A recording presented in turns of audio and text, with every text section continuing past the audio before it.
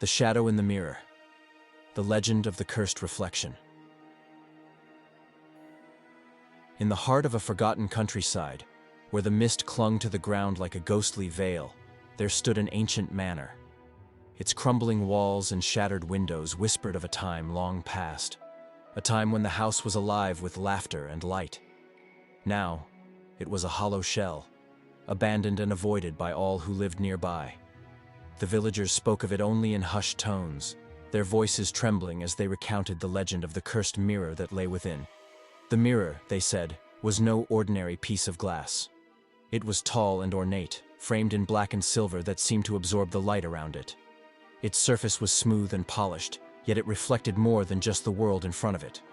Those who dared to gaze into its depths claimed to see things, shadows that moved when they shouldn't, faces that didn't belong to them, and eyes that stared back with a malevolence that chilled the soul. The story began centuries ago, with a woman named Eleanor Blackwood. She was the last of the Blackwood family, a reclusive and enigmatic figure who lived alone in the manor. Eleanor was known for her beauty, but also for her strange and unsettling demeanor. She rarely ventured into the village, and when she did, her piercing green eyes seemed to see straight into a person's soul. The villagers whispered that she was a witch, though no one dared to confront her. Eleanor's mirror was said to be a gift from a mysterious traveler who arrived at the manor one stormy night. The man was tall and cloaked in shadows, his face obscured by the hood of his black robe. He carried the mirror on his back, wrapped in a cloth as dark as midnight. No one knew who he was or where he came from, but after that night, Eleanor was never the same. The villagers noticed that she stopped coming to the market altogether. Lights flickered in the manor's windows at odd hours, and strange sounds echoed through the woods that surrounded the house. Some claimed to hear whispers carried on the wind, voices that spoke in a language no one could understand. Others swore they saw figures moving behind the manor's curtains, even though Eleanor lived alone. Then, one day, the manor fell silent. No lights, no whispers, no movement. A group of brave villagers decided to investigate, but when they entered the house, they found it empty. Eleanor was gone, and the only thing left behind was the mirror, standing in the center of the grand hall like a sentinel. Its surface was pristine, yet it seemed to pulse with an unnatural energy, as if it were alive. Over the years, the mirror became the stuff of nightmares. Those who entered the manor out of curiosity or greed never returned the same. Some disappeared without a trace, while others emerged pale and trembling, their eyes wide with terror. They spoke of seeing their own reflections twist and contort, of shadows that reached out from the glass, and of a voice that whispered their darkest fears. The manor was eventually sealed off, its doors and windows boarded up to keep the mirror's curse contained. But the legend persisted, and the villagers warned their children never to go near the house. They called it the Shadow Glass, a portal to something dark and unknowable. Years passed, and the legend of the Shadow Glass became a tale told to frighten children into obedience. "Stay away from the Blackwood Manor," parents would warn, "or the shadow in the mirror will take you." But as with all legends, the fear began to fade with time. The younger generation dismissed the stories as nothing more than superstition, a relic of a bygone era. That was until a young woman named Clara arrived in the village. Clara was not from the area. She had come from the city, seeking solitude after a series of personal tragedies. Her parents had passed away in a car accident, and her fiancé had broken off their engagement shortly after. Grief-stricken and desperate for a fresh start, she rented a small cottage on the outskirts of the village, hoping the quiet countryside would help her heal. The villagers were kind but distant, their smiles tinged with unease whenever Clara asked about the old manor she had seen on her walks. "It's best you stay away from that place," they would say, their voices low and urgent. Nothing good ever comes from going there, but Clara was curious. She had always been drawn to the mysterious and the unknown, and the manor, with its crumbling facade and air of forgotten grandeur, seemed to call to her. She couldn't explain it, but every time she passed by, she felt an almost magnetic pull, as if the house itself wanted her to come closer. One misty autumn morning, Clara decided to ignore the villagers' warnings. Armed with nothing but a flashlight and her journal, she made her way to the manor. The air grew colder as she approached, and the forest seemed to grow darker, the trees closing in around her like silent sentinels. When she reached the front door, she hesitated for a moment, her heart pounding in her chest. Then, taking a deep breath, she pushed it open. The inside of the manor was exactly as she had imagined.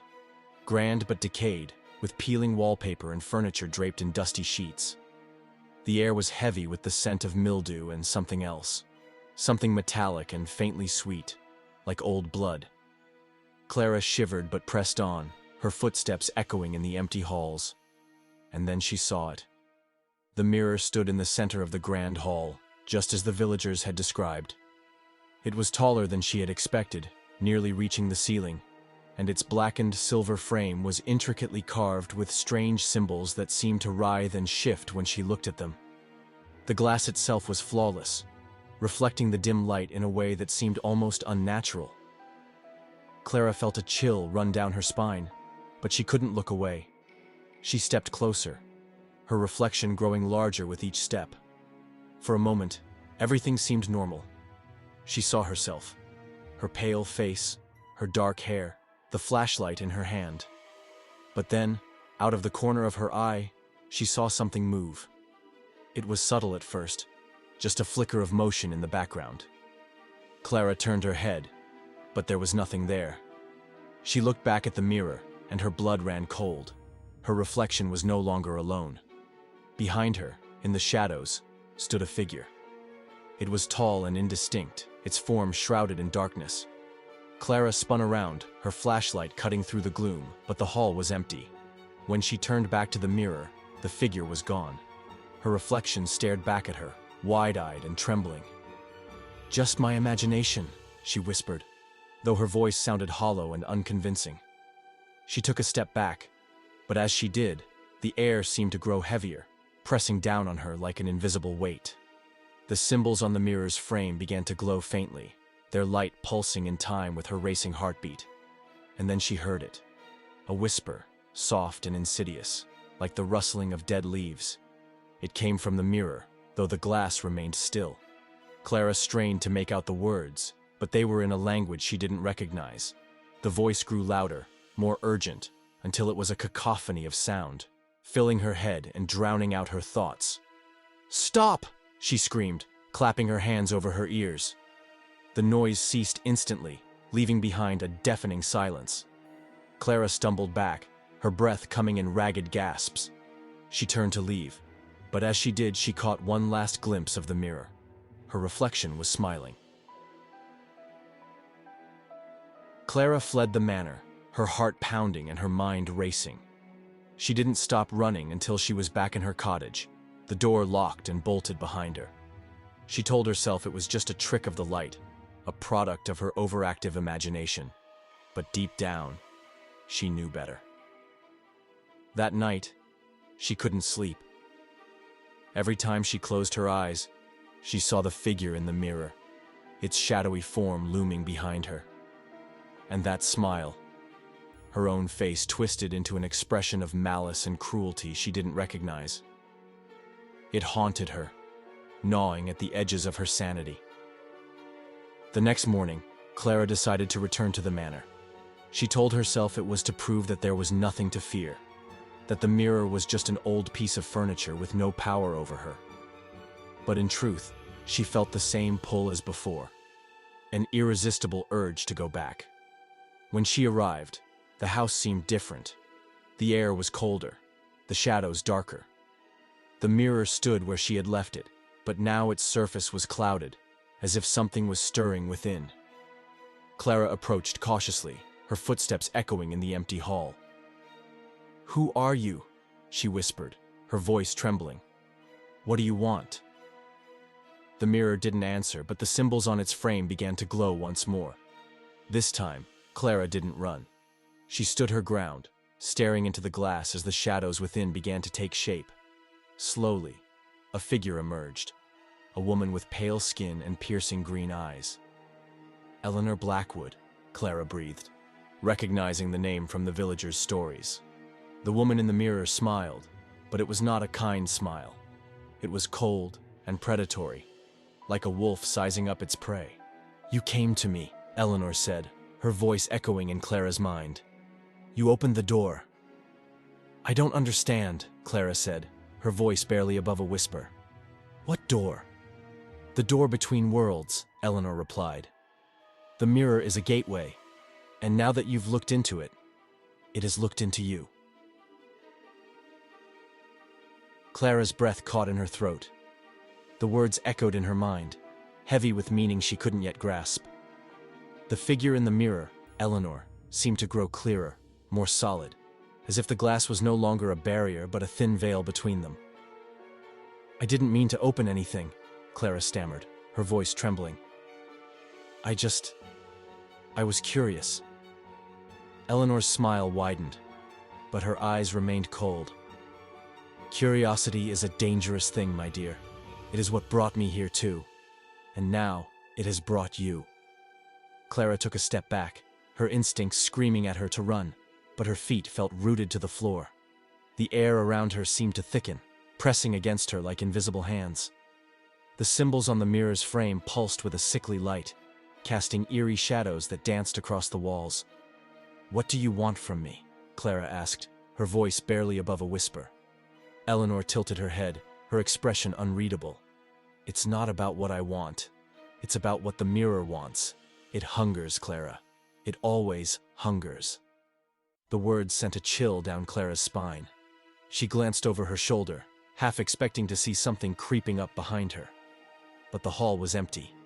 When she turned back to the mirror, Eleanor was closer, her face almost pressed against the glass. "You've already felt it, haven't you?" Eleanor said, her voice soft but insistent. "The pull, the way it calls to you.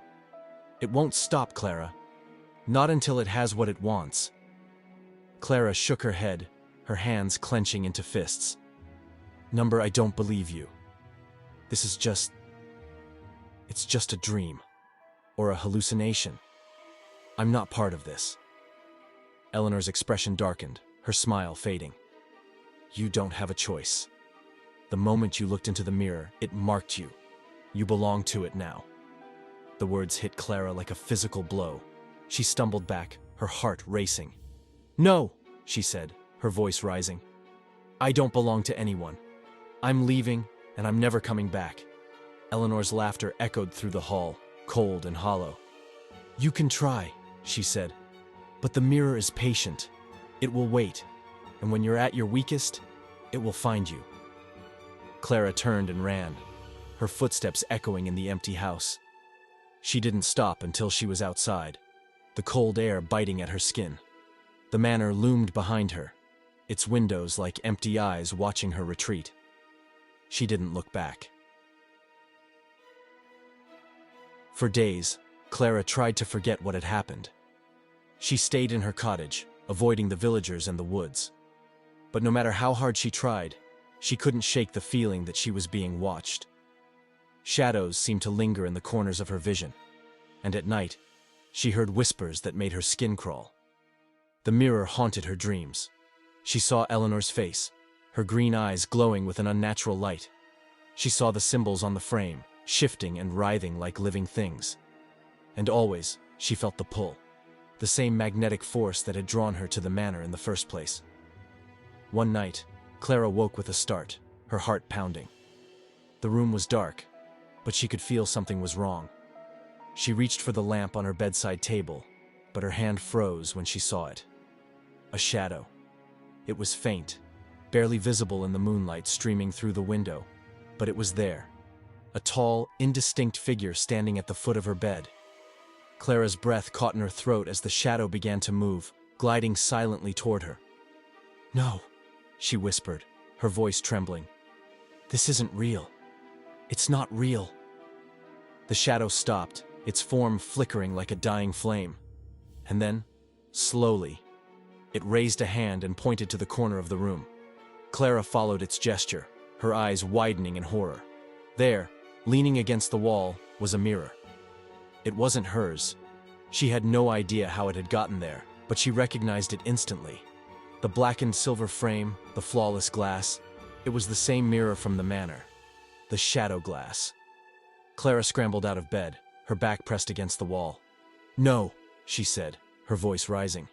"You're not supposed to be here. I left you behind." The shadow didn't respond. It simply stood there, its form reflected in the mirror's surface. And then, slowly, it began to step into the glass.